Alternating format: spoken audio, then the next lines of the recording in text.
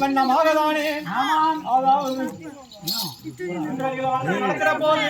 என்ன அதிசயத்தை கண்டறிந்தால் அந்த கூட்டங்கள் கூட்டம் கூட்டமாக மரத்தில் ஏறி விளாசலை எடுத்துக்கொண்டு செய்து கொண்டிருந்ததா அந்த அதிசயத்தை பார்த்துவிட்டு அப்புறம் என்ன அதிசயத்தை கண்டறிந்தால் இந்த ஆடு மயில் வேடிக்கை கண்டு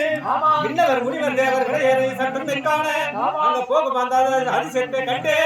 அப்புறம் அங்கப்புறம் மாடப்புறாவும் மயில்புறாவும் தோரப்புறாவும் ஆனதொரு தெப்ப குளமும் அங்கும் இருக்கும் அந்த அதிசயத்தை கண்டுவிட்டு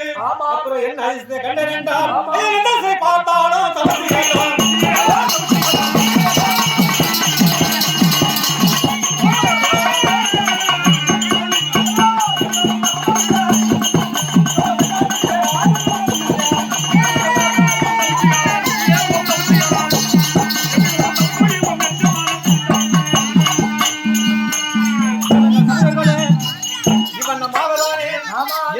பார்த்தாலும் ஒரு பிடி எல்லை எடுத்து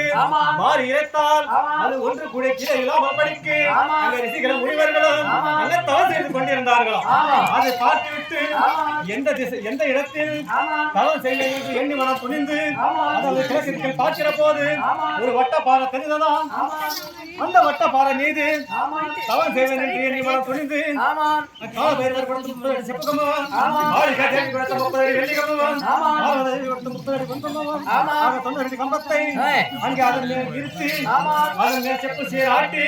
அதன் மேல் ஏழு கழுகை வைத்து இந்த வலது கார் பெருவிலில் நுனியில் வைத்து